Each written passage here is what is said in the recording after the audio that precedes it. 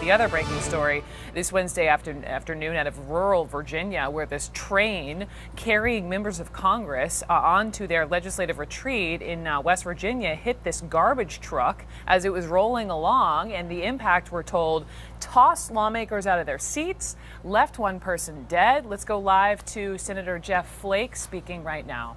The road came in, almost parallel to the tracks and then turned across, and it wasn't clear which way the truck was turned at that point. There was an eyewitness as soon as I got off the train who was telling me the truck was right on the track.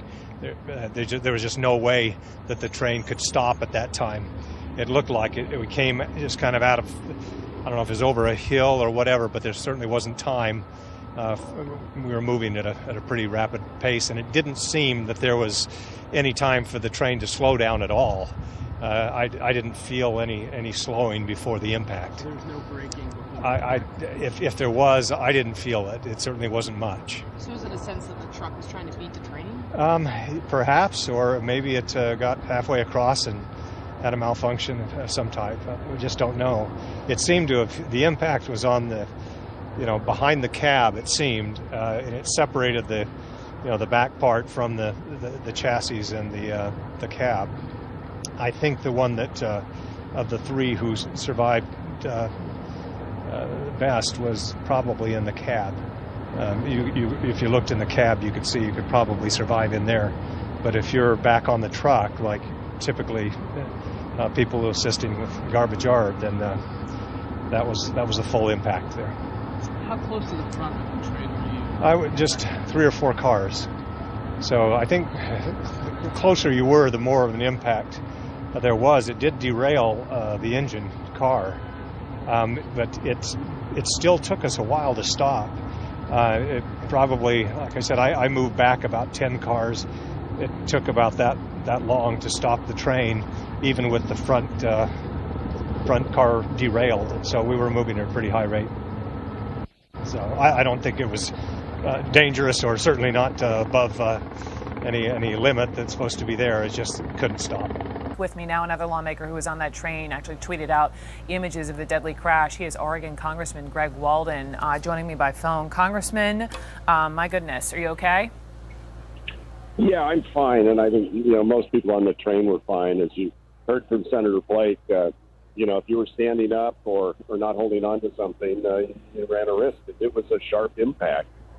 Unfortunately, the train remained upright and came to a stop as good as they could. I mean, our prayers are with the families, involved, and on the garbage truck itself. It was ripped apart, garbage strewn around a grassy area between the tracks and the road, and I just it's amazing impact. It's a 10-car train with an engine on either end, so they disconnected the locomotive on the front and taken us back to Charlottesville, where we're now just boarding buses. Literally right now to continue on to our planning retreat. Got it. So you're heading off on buses on to the Greenbrier. Taking me back, though, a little bit this morning, Congressman, how far into the train trip did this happen, and what did it feel like? What did it sound like? It was a sharp enough impact that you realized something had happened.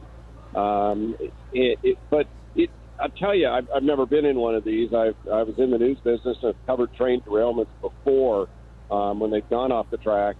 This one remained on the tracks. And, it was a sharp hit. Everybody looked around and went, what happened? And then you knew you'd hit something or something that's broken. And we were coming to a controlled stop.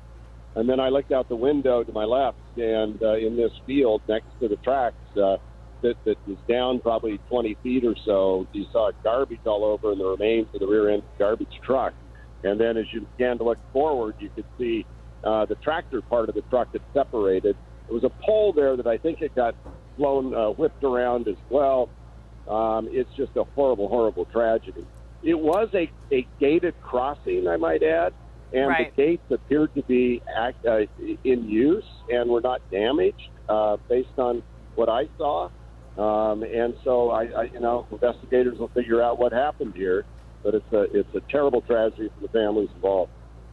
We'll talk about the truck in just a second, but can you just describe, from what I understand, the folks in Congress, for the most part, no serious injuries. Can you describe the worst that you've seen? Well, I know one of my colleagues hit his head, but with a little ice, he's fine. A couple other, I think, just out of extreme caution, were taken to the hospital with neck and head injuries. You know how it is if you've ridden on one of these trains. You need to hold on to something when everything's going right, and when you get a sharp impact and a jolt, it sent members and whoever else that were happen to be walking around or just standing and talking. It sent them into the nearby table or chair or whatever. So there are those kinds of bumps and bruises, I would say, and hopefully nothing more than that.